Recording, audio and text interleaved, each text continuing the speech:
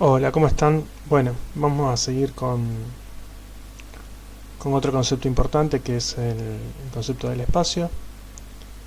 Eh, bueno, como les decía, estas clases de alguna manera tocan la misma temática que es el espacio-tiempo, pero bueno, lo separé nada más que para que no se les complique. Bueno, acerca del espacio vamos a trabajar, a intentar trabajar acerca de cómo observamos el espacio, ¿no? Nosotros podemos observar que un objeto lo podemos mover en tres direcciones distintas, ¿no? Uno podría decir hacia adelante y hacia atrás, hacia la izquierda, hacia la derecha y hacia arriba y hacia abajo. Ese es el concepto moderno occidental del espacio, ¿no? La idea de que hay tres dimensiones que son perpendiculares entre sí, y que uno se puede mover indistintamente o independientemente en esas tres dimensiones. ¿Qué significa independientemente? Que me puedo mover hacia adelante y hacia la derecha, o hacia adelante y hacia la izquierda, o hacia atrás y hacia la derecha, o hacia atrás y hacia la izquierda. Y moverme hacia atrás y hacia adelante no hace que me vaya más hacia la derecha o hacia la izquierda. Es decir, son independientes siempre que los ejes estén a 90 grados entre sí. Entonces, cuando hablamos de un sistema de ejes cartesianos, nos estamos refiriendo a ejes que son perpendiculares entre sí, y esa perpendicularidad es la que nos permite decir que son independientes. O sea, como son perpendiculares, yo puedo decir que me puedo mover hacia la izquierda y hacia la derecha, independientemente de que me mueva hacia adelante y hacia atrás. ¿Se entiende? Eh, Uno podría pensar también en norte, sur, este, oeste. Y entonces, bueno, puede pensarse el espacio como la capacidad de un movimiento, ¿no? Y por lo menos estamos todos de acuerdo en que en principio tendríamos tres dimensiones en las cuales nos podemos mover. La primera actividad que está pensada para esta temática, que no la hicimos la clase pasada, les pido disculpas, pero por una cuestión de tiempo, era intentar decirle a otra persona, por ejemplo, dónde está un lugar de La Plata. Por ejemplo, me quiero encontrar con una persona en Plaza Moreno, ¿cómo le indico? ¿No? ¿Qué información tengo que darle? Entonces supongamos que la persona no conoce La Plata y viene en tren. Entonces se baja desde la estación de tren y yo le digo, mira, camina desde 44 hasta 51, es decir, camina 7 cuadras hacia adelante por calle 1, y después doblás a la derecha y tenés que caminar desde 1 hasta 13, 12 cuadras. 12 cuadras hacia la derecha. Entonces yo le estoy dando dos coordenadas, es decir, para definir una posición en un mapa de dos dimensiones, en este caso que es plano, ¿no? Estamos pensando en que además no tenemos que dar información de altura, que es plano, necesitamos dos coordenadas, y eso es no podemos decir un lugar en el mapa sin dar dos datos, que son esas dos coordenadas. Vamos a ver más adelante que puede ser también una distancia y un ángulo, pero siempre voy a necesitar dos datos, ¿sí? En este caso dos coordenadas para ubicar un punto en un mapa o en un espacio bidimensional, ¿no? Estamos hablando de un espacio bidimensional. Es importante decir que esto es un modelo también, un modelo de espacio, es decir, ese mapa no es la realidad. Ese mapa no es la realidad. La realidad es la calle en la que estoy, que empiezo a caminar. La realidad no tiene nada que ver con ese mapa, salvo que modela muy bien cómo están distribuidas las calles y hacia dónde tengo que ir.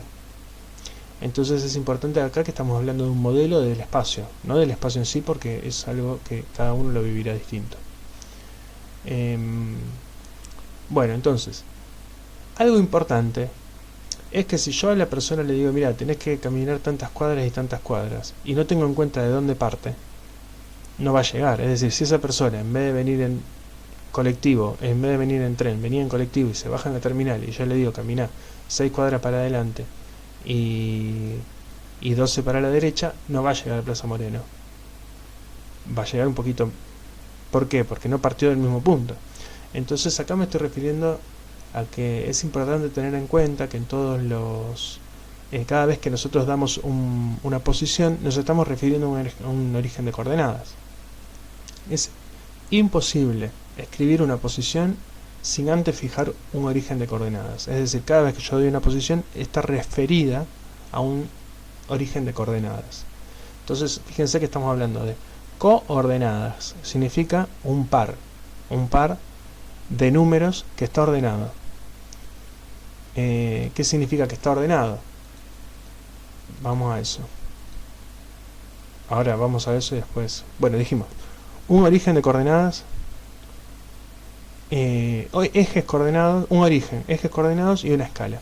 Entonces acá tenemos como sería la representación de ese espacio tridimensional de ejes cartesianos, que llamamos ejes cartesianos, donde tendríamos esto de derecha, izquierda, atrás, adelante, arriba, abajo. Y para nosotros decirle a una persona, movete tanto a la derecha, tanto a la izquierda, tanto, ¿cuánto es ese tanto? Necesitamos una escala. En el caso de recién, la escala sería cuadras. Nosotros podríamos tomar una escala como metros, kilómetros, una escala de medición de distancia, ¿no? Y esa escala tiene que respetarse. ¿Por qué se tiene que respetar esa escala? Bueno, porque si esa escala se va achicando a medida que camino, entonces no me sirve la referencia. Si yo te digo que tenés que caminar 10 cuadras, pero cada cuadra se va haciendo cada vez más chica, no te sirve de referencia que yo te diga que tenés que caminar 10 cuadras. Y al contrario, ¿no? Es como cuando tenés que caminar 10 cuadras y las cuadras son cada vez más largas, entonces no me sirve esa referencia de la cantidad de cuadras. Entonces en los ejes coordenados nos vamos a referir a ejes cuya escala se mantiene. Es importante eso. La escala se mantiene, es decir, si entre 1 y 2 hay 1 metro, entre 2 y 3 también tiene que haber 1 metro, y entre 3 y 4 también tiene que haber 1 metro. Esa es la idea de ejes coordenados. Además que esto de que son perpendiculares, tienen una escala, tienen un origen, y a esto es lo que nosotros llamaríamos un sistema de referencia. Este sistema de referencia es un modelo de espacio, pero no es el espacio. Nosotros a este sistema de referencia lo vamos a anclar a un marco de referencia que sí vamos a pensar que está en la realidad. Supónganse este sistema de referencia lo anclamos en Plaza Moreno, y entonces nosotros a partir de ahí generamos un mapa, y ese mapa es un modelo del espacio. ¿Se entiende? Igual lo vamos a hablar, pero marco de referencia sería el anclaje de ese sistema de referencia, que es un modelo físico-matemático, es un modelo físico-matemático para representar algo de la realidad que va a ser Plaza Moreno, la ciudad de La Plata, el país Argentina, son formas de representación, ¿no? de un mapa. Bien. Bueno, de esto vamos a hablar un poquito después, de la parte histórica. Entonces estamos hablando vuelvo a repetir, ¿no? Cuando hablamos de sistema de referencia, nos estamos refiriendo, como sistema tiene muchos componentes, en el caso de este sistema de ejes cartesianos, a un origen, ejes coordenados y una escala. Y una vez que tenemos eso, podemos describir posiciones, por ejemplo, una posición en el espacio. Y eso que vamos a describir con posiciones van a ser vectores.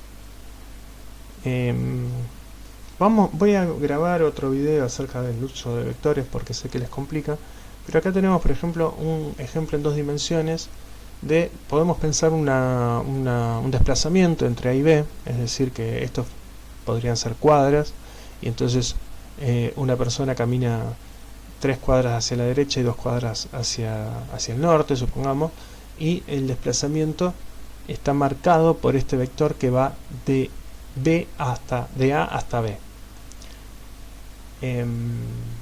Bien, el vector A siempre lo mido desde el origen de coordenadas. ¿Qué coordenadas tiene? Una cuadra hacia la derecha y una cuadra hacia arriba. Esas son las coordenadas. Y doy las coordenadas con acá hay una coma, pero con un punto y coma.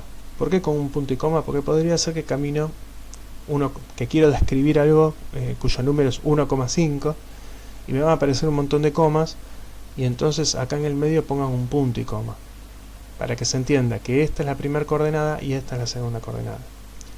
Otra cosa importante, en general siempre la primera coordenada es el eje horizontal y la segunda coordenada es el eje vertical. Es decir, en general nosotros la coordenada X es la primera y la coordenada Y es la segunda en el 99% de los casos. Si no, les tienen que decir. Pero cuando hablamos de coordenada estamos diciendo que hay un orden. ¿Cuál es ese orden? El orden es que el primer número que veo entre paréntesis pertenece al eje X y el segundo número entre paréntesis pertenece al eje Y. ¿Qué estoy diciendo en todo esto? Estoy diciendo que la posición de A no es un número, es un par de números. Es una coordenada, tiene dos números. Es decir, hay un objeto único que es la posición, o algo que quiero describir que es la posición, que no la puedo describir con un único número. Como en el caso de la temperatura yo diría 30 grados. En el caso de la presión yo diría una atmósfera. En el caso de dónde está mi casa no puedo dar un único número, no puedo decir a 20 metros. Tengo que decir tantas cuadras para allá y 20 metros para allá y 50 metros para allá, o tantas cuadras para allá y tantas cuadras para allá. Tengo que dar dos coordenadas. En un mapa bidimensional, 3 coordenadas y además quiero agregar altura. Por ejemplo, si viviera en un departamento, tendría que dar, además de dar la dirección, tendría que especificar en qué piso vivo. Entonces tendría que dar la altura además. Bien. Entonces, ¿no? El punto A está en las coordenadas 1, 1, es decir, la primera coordenada dentro del paréntesis me indica cuánto me tengo que mover en el eje X, si fuera negativa me tengo que mover hacia atrás, y la segunda coordenada me indica cuánto me tengo que mover en el eje Y, y si fuera negativa sería hacia abajo. Y el punto B está en el 4, 3, o sea que si me muevo 4 hacia la derecha, 3 hacia arriba, encuentro el punto B. Bien, el desplazamiento en física. En matemáticas sería el vector que va desde A hasta B, el vector AB. En física uno lo pensaría, el desplazamiento que hay entre A y B, ¿sí? Lo puedo encontrar haciendo el vector B menos el vector A. ¿Y cómo hago esa resta? La hago coordenada por coordenada. Por ejemplo, 4 menos 1 vale 3, 3 menos 1 vale 2. Vuelvo a repetir, el desplazamiento entre dos puntos siempre va a ser posición final menos posición inicial escrita como vector. Y como son vectores, para restarlo tengo que restar coordenada por coordenada. ¿Se entendió? Y una vez que encuentro, este sería podríamos llamarlo el desplazamiento entre A y B, o podríamos llamarlo también posición relativa de B respecto a A, también lo podríamos llamar de esa manera, es el vector 3, 2. Y si quiero calcular la distancia, fíjense, ¿cómo va a ser esta distancia? Va a ser un poquito más grande que 3 cuadras, ¿no? Porque estoy como yendo en diagonal. Esta distancia, si uno pudiera caminar así en diagonal, ¿cuánto recorrería? Bueno, ahí tengo que usar teorema de Pitágoras, ¿no? Porque acá tengo un triángulo rectángulo, donde uno de los catetos vale 2 y otro de los catetos vale 3. Y la hipotenusa la podría calcular haciendo 3 al cuadrado más 2 al cuadrado raíz. Bien. Entonces recordemos el teorema de Pitágoras, dice la hipotenusa al cuadrado es igual al cateto 1 al cuadrado más el cateto 2 al cuadrado. Y bueno, si esto lo hacen con triángulos, por ejemplo, si esto es un triángulo de 3×3, el área sería 9. Si este es un triángulo de 4×4, el área sería 16. Cuando hacemos 16 más 9, da 25. Y el área de la hipotenusa es de 5×5, da 25. Entonces lo que estamos diciendo es que el área generada por un cuadrado de la hipotenusa es igual al área generada por el cateto B más el área generada por el cateto A. Que eso es lo que dice el teorema de Pitágoras, ¿no? A al cuadrado sería este área, más B al cuadrado es igual a C al cuadrado. Donde la hipotenusa siempre es el lado más largo del triángulo rectángulo y que está enfrente del ángulo recto, ¿no? Bien. Seguimos. Muy bien, por ejemplo, tenemos acá una posición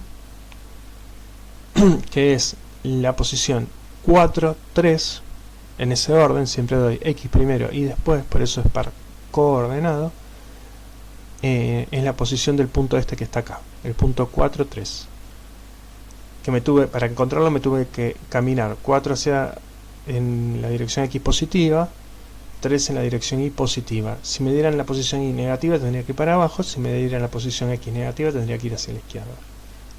Bien, ¿cómo calculo la distancia? La distancia es un número, ya no es un vector, es la distancia que hay entre 0, entre el origen y este punto.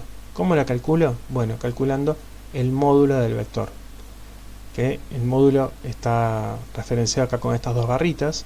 Cuando ven estas dos barritas se está refiriendo a que esto ya va a ser un número, no un vector, ¿sí? Y esto es hacer la coordenada 1 al cuadrado más la coordenada 2 al cuadrado raíz, o sea, es efectivamente calcular el largo de la hipotenusa, y ese largo de la hipotenusa, que en este caso da 5, como yo les contaba, ¿no? 4 al cuadrado más 3 al cuadrado es 4 al cuadrado 16, 3 al cuadrado 9, 16 más 9, 25, raíz de 25, 5. Es el módulo del vector, o el largo del vector. Es decir, si nosotros midiéramos con una regla, esto fueran 4 centímetros y esto fueran 3 centímetros, háganlo en su casa, por favor, háganlo por lo menos una vez, y dibujan esta hipotenusa. Cuando miden la hipotenusa, con la regla les va a dar 5 centímetros. Es el teorema de Pitágoras, que nos sirve para relacionar los catetos de un triángulo rectángulo con su hipotenusa. ¿Estamos bien? Y nos sirve para calcular los módulos de los vectores. O sea, cada vez que tenemos un sistema coordenado con dos ejes que tienen entre sí 90 grados, vamos a tener una situación en la cual cualquier vector que dibujemos acá, para calcular su módulo, vamos a tener que hacer el cateto horizontal al cuadrado más el cateto vertical al cuadrado raíz. Bien. Entonces, volviendo, ¿qué magnitudes físicas son vectoriales? Posición, velocidad, fuerza, todas magnitudes en las cuales vamos a poder calcular un módulo y van a ser vectoriales. Entonces es importante que ustedes aprendan esto bien, porque lo vamos a usar. A veces no, a veces el movimiento y la posición va a ser en una sola dimensión y no va a hacer falta. Nosotros estamos, y a veces en 2 dimensiones. 3 dimensiones no vamos a usar mucho, por ahí en física 2 algo,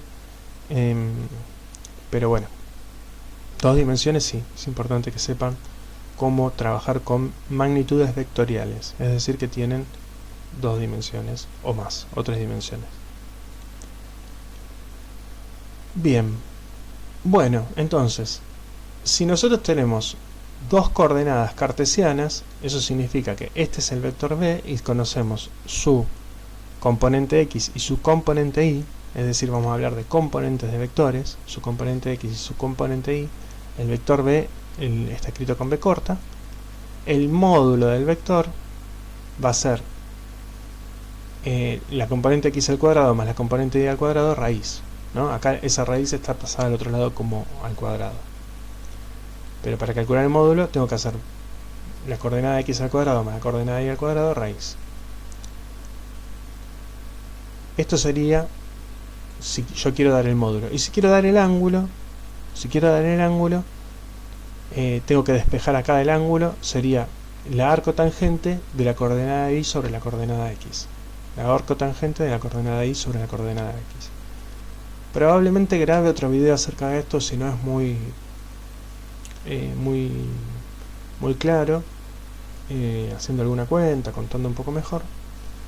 Pero bueno, esto de dar el ángulo y el módulo es lo que nosotros llamamos coordenadas polares, ¿sí? En vez de dar el vector como 2 coordenadas cartesianas, X, Y, lo que decimos es el módulo, por ejemplo 5, y el ángulo, por ejemplo 30 grados. ¿Y cómo podemos ir de las coordenadas polares a las cartesianas? Bueno, usando el coseno y el seno. La coordenada X de un vector va a ser su módulo por el coseno del ángulo, y la coordenada Y de un vector va a ser su módulo por el seno del ángulo. Fíjense que acá siempre necesitamos 2 datos, o módulo y ángulo, o coordenada X y coordenada Y. Y puedo ir de un sistema al otro. A estas coordenadas las llamamos coordenadas polares, las que tienen el módulo y el ángulo, y uno puede ir de las coordenadas polares a las cartesianas o de las cartesianas a las polares con estas cuentas, ¿no? Bien, acá hay un libro, el Szymanski, que tiene toda una primera parte que habla de vectores. Este es el resumen, en donde les cuentan cómo se hace la suma, cómo son los vectores unitarios. El texto no hablamos mucho de los vectores unitarios, pero los vamos a usar. Producto escalar, producto vectorial, todos repasos sobre vectores que están buenos para que ustedes miren. Es decir, si ustedes no se acuerdan de vectores o no lo vieron bien en matemática, mírenlo, repásenlo porque lo vamos a usar mucho. Bien, entonces vamos a los conceptos físicos. Bien, supongamos que una persona va desde el punto A hasta el punto B. Desde el punto A hasta el punto B. La posición inicial la vamos a llamar R sub A. Sería esto que está acá. En general se usa la letra R. Y tiene una flecha arriba que indica que es un vector, es decir, que tiene componentes. ¿Qué componentes tiene? Una componente de X y una componente Y. La posición B también tiene una componente de X y una componente Y. Fíjense que le ponemos el vector a la posición y a las componentes no le ponemos el vector, porque ahora son componentes. Es decir, este R Bx, que es la componente X del vector B, es un número. Puede ser positivo o negativo, pero es un número, no es un vector, es una componente. Es positivo si estamos a la derecha del 0 y negativo si estamos a la izquierda del 0. Este R sub I, ¿sí? Cuando uno pone hacia abajo X o Y, se está refiriendo a una componente, ¿no? Este R sub I también podría ser positivo o negativo, pero no es un vector sino es una componente. Escribir estas dos componentes ordenadas de esta manera, con los paréntesis y con el punto y coma en el medio, significa vector. Eso sí es un vector. Entonces vamos a llamar desplazamiento al vector que va desde A hasta B. ¿Y cómo lo calculamos? Lo calculamos como RAB menos RA. O sea, el punto final menos el punto inicial. También lo podríamos llamar posición relativa. La posición relativa de B respecto de A. Desplazamiento lo llamaríamos siempre que B fuera el final y A fuera el inicial. Entonces se desplazó desde A hasta B. Bien. Y la distancia entre ambos puntos la calculamos calculando el módulo de ese vector. Es decir, calculando, una vez que tenemos a ese vector con dos componentes, o sea, es decir, tenemos el RB y el RA. Hacemos RB menos RA, coordenada a coordenada, componente a componente, obtenemos un vector que es RB menos RA, el que llamamos delta R. Ese vector le aplicamos el módulo, o sea, la primera coordenada al cuadrado más la segunda coordenada al cuadrado raíz. Es usual en física usar delta para referirse a una diferencia entre un punto final menos punto inicial. Esta letra es la letra delta griega mayúscula, es un triángulo, y va a representar siempre cambio entre un momento final y un momento inicial. Bien. Ahora bien, la persona que fue desde A hasta B, su desplazamiento es un vector que va desde A hasta B, pero la trayectoria que hizo no es lo mismo que el desplazamiento. Es decir, puede ser que para ir desde A hasta B tuvo que pasar, acá había una montaña, acá había otra montaña y tuvo que hacer este camino. A ese camino que es por donde se va a mover el objeto de estudio es lo que llamamos trayectoria. Y no siempre va a ser igual al desplazamiento. Es decir, si uno se quiere mover en diagonal por las calles, a menos que vaya por una diagonal, no va a poder, porque no hay diagonal en todos lados. Entonces ahí va a tener que hacer otro tipo de trayectoria. Sin embargo, el desplazamiento para nosotros en física va a ser siempre el punto final menos el punto inicial. Otra cuestión, si yo doy una vuelta a una plaza, el desplazamiento, y parto de un lugar y doy una vuelta alrededor de la plaza y vuelvo al mismo lugar, el desplazamiento es 0.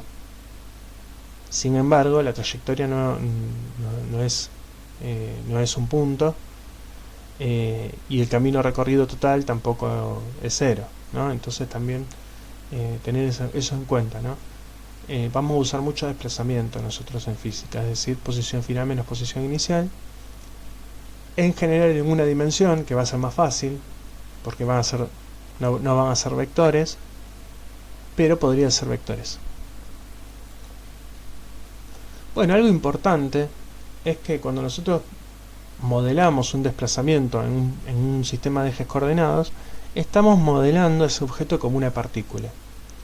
Es decir, nos olvidamos si tiene volumen, por ejemplo, cuando nosotros, si este gráfico en el GPS mostrara el camino que hace un camión, este modelo de GPS no me da información acerca de lo que si se está moviendo es un camión, es una bicicleta o es una persona, ¿sí?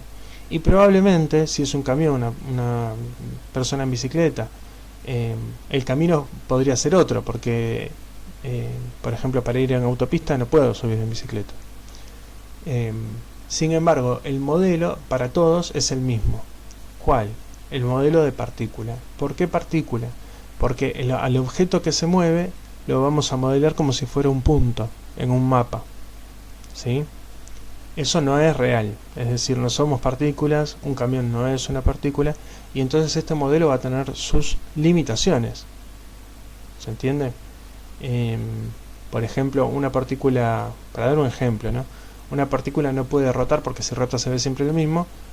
Un objeto extenso como un camión, por ejemplo, sí puede rotar, ¿no? Entonces el modelo de partícula es un modelo con limitaciones, pero que nos sirve para describir posiciones en el espacio, ¿no? ¿Estamos bien?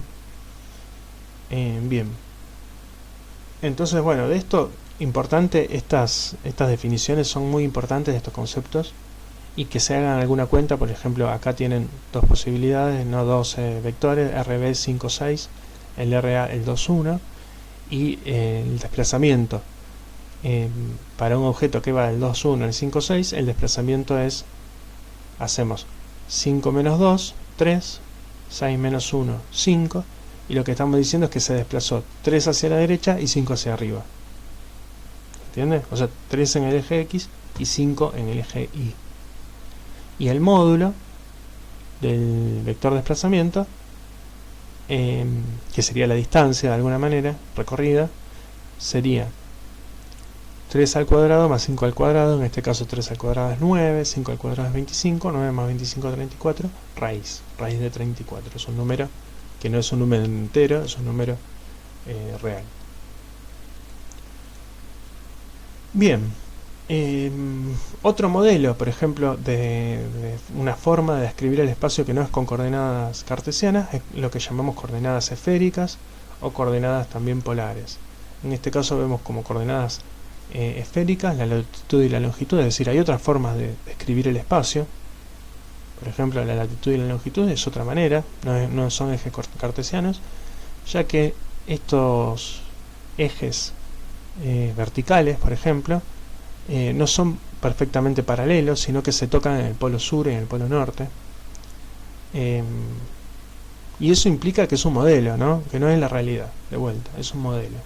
Entonces, cuando nosotros vemos una proyección de un mapa, que es llamado proyección Mercator, un mapa en el cual vemos todos los países, no los estamos viendo en una escala real, porque se aplana lo que es la Tierra, y eso genera efectos visuales que hacen que no sea exactamente de los mismos tamaños. No se preservan los espacios, los tamaños según la proyección que se hace. Nada más quería mencionar esto, de que, es decir, como para pasar en limpio, hay muchas maneras de modelar el espacio, depende de qué espacio quiero modelar. Nosotros en física vamos a utilizar en general un espacio bidimensional, plano, con ejes cartesianos, y a veces, la mayoría de las veces, unidimensional, una línea, es decir, un objeto que se va a mover en una línea. Pero es importante saber que hay muchas formas de modelar el espacio, y bueno, eso. Bueno, off the record, más contando un poco de qué es lo que es la historia, la filosofía de esto de que estamos viendo, ¿no? Como un agregado. Acá tenemos una canción muy linda de Atahualpa Yupanqui. Si aprietan acá le debe aparecer la canción o el link, que se llama ¿A qué se llama distancia? Que dice, bueno, solo están lejos las cosas que no sabemos mirar. Otro concepto de distancia, ¿no? Y contarles un poquito acerca del espacio y tiempo. Cuando hablamos de ejes cartesianos es un desarrollo de Descartes, o Descartes, que está en un apéndice del discurso del método, que es conocidísimo, ¿no? Un libro muy conocido de filosofía, de 1637, en el cual él al final del libro propone creo que es al final, un apéndice en el cual empieza a desarrollar lo que hoy en día es conocido como geometría analítica. Es decir, en Grecia todo lo que se resolvía con regla y con ¿cómo se llama? Y con compás. No se usaban todavía los números arábigos, los que nosotros conocemos, el 0, el 1, no existía el 0, no existía lo que nosotros llamamos el sistema posicional de números, existían los números que nosotros llamamos los romanos, ¿no? Que no servían, no se podían utilizar para hacer cuentas, por lo menos como las que hacemos ahora. Vamos a hablar un poco de esto de los números después, quizás en algún... Entonces, la geometría analítica, ¿a qué hace referencia? Bueno, ustedes vieron, por ejemplo, que habrán visto en matemática la ecuación de la recta, y después le dicen, bueno, grafique. Muy bien. Esto de graficar una función es algo que representa Descartes cuando habla de geometría analítica. Cuando hablamos de geometría nos estamos refiriendo a una línea, y cuando hablamos de analítica nos estamos refiriendo a la función escrita y igual a m por x más b.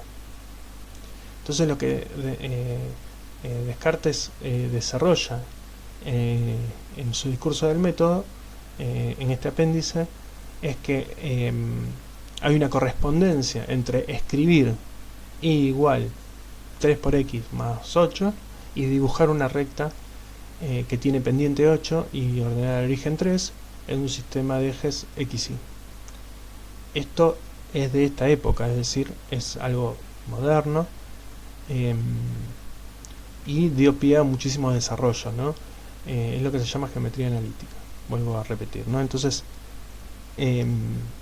acá el espacio empieza a ser matematizado de manera analítica, con números, y eso es muy fuerte, ¿no? Es un comienzo de una idea de un espacio matemático, ¿no? Un espacio con posibilidades de una escritura, como nosotros le ponemos, con ejes coordenados, ¿no?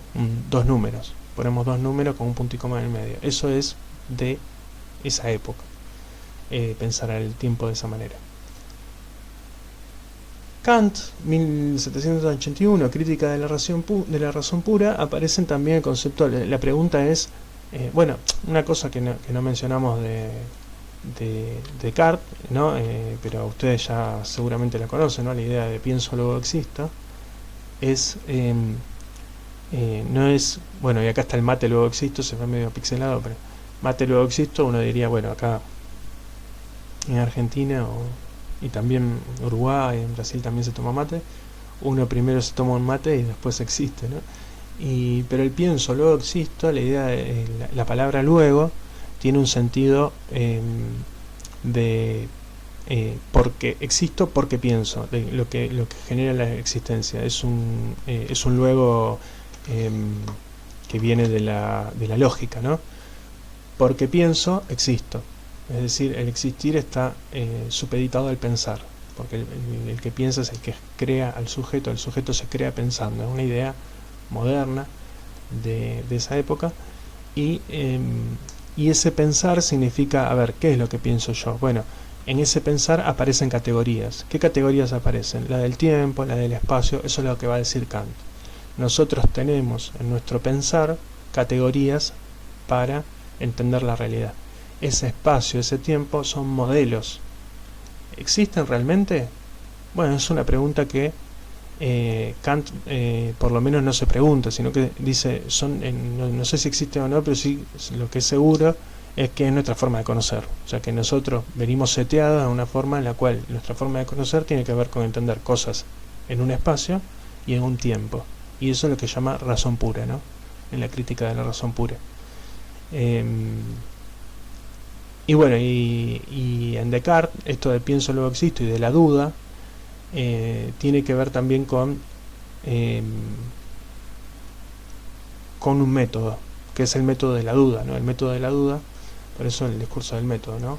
Que es de alguna manera el inicio del método científico, de preguntarse, de la pregunta. Bueno, volvemos un poco a la pregunta, ¿no? Y bueno, aparece acá el concepto de tiempo y el concepto de espacio como formas de conocer del hombre, ¿no? El hombre, como humanidad, conoce a través del tiempo y del espacio, o sea, tiene esa forma de conocer en física, por lo menos. Hay otras formas, ¿no? Hay otros tiempos, hay otros espacios. Por ejemplo, para Rodolfo Kusch, el espacio no es una extensión geométrica vacía, sino un componente geocultural cargado de sentido sagrado, definido por el estar y el arraigo al suelo americano. Se contrapone a la ciudad occidental, ¿no? Pensada como algo que nosotros podemos mencionar acá, por ejemplo, es que La Plata fue una ciudad creada previamente, o sea, no creada, modelada previamente a través de un plano, y por eso está encuadrada, ¿no?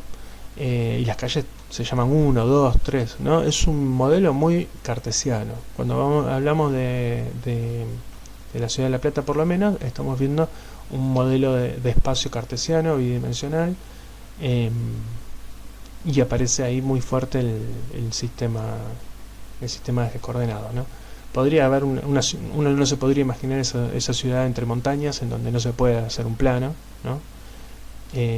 Y bueno, y esta ciudad de alguna manera muy cargada de lo que es la cultura masónica, en donde también aparece, si ustedes ven el símbolo masón, aparece el compás y la regla. Tiene que ver un poco con eso, ¿no? con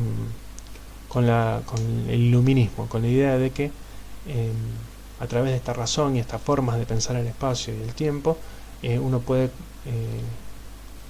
controlar a la naturaleza para llegar al progreso. Está eso también, ¿no? Pensando en la ciudad como un espacio vacío, en el cual uno puede sentar un par de ejes coordenados.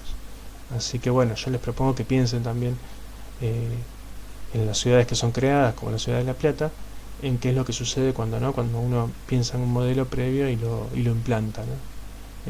Como si fuera un espacio vacío, cuando acá probablemente había arroyos, había otras cosas que no eran un espacio vacío. Bueno, estamos hablando, ¿no? Hablamos un poquito de otras concepciones de espacio. Sería imposible pensar un espacio bidimensional cartesiano entre medio de montañas, porque por ahí no tiene sentido, así como hay otras concepciones también del tiempo que quiero mencionar. Nosotros hablamos del tiempo lineal, relacionado con la idea de progreso, pero hay otros tipos de tiempo. Hay tiempo cíclico, ¿no? Como los días, los meses, la idea del eterno retorno. Es común en culturas orientales y americanas la idea del tiempo cíclico. También aparece en la teoría del Big Bang de Stephen Hawking, de que el universo en un momento se va a acabar y va a volver a nacer. Entonces no es algo único de las culturas ancestrales, sino también la física tiene teorías que tienen tiempos cíclicos. Hay tiempos de cambio de paradigma, por ejemplo la idea de Pachacuti en la cultura aymara. Son tiempos en donde hay situaciones bruscas que cambian los paradigmas, ¿no? Y esto también aparece en la cultura europea, ¿no? Cuando uno piensa en la estructura de las revoluciones, ¿no? No me sale ahora el autor, ¿no? Pero aparece en esta idea, ¿no? De tiempos de cambio de paradigma. Uno podría pensar en el Renacimiento.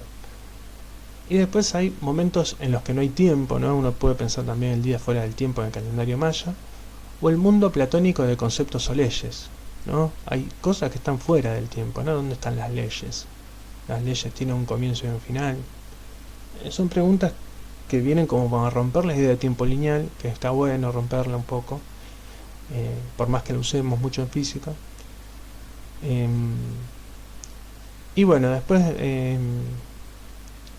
hay una frase muy linda que dice: aquellos que no pueden recordar el pasado están condenados a repetirlo, o un pueblo sin memoria está condenado a repetir su historia, ¿no? Que son dos maneras de escribir lo mismo, que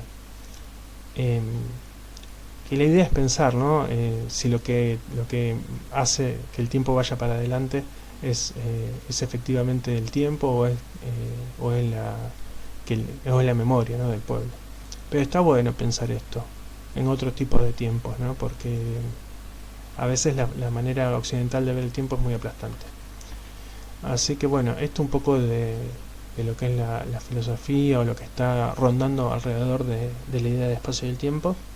Y la próxima vamos a hablar de movimientos en el tiempo y de velocidad. Así que bueno, nos vemos la próxima.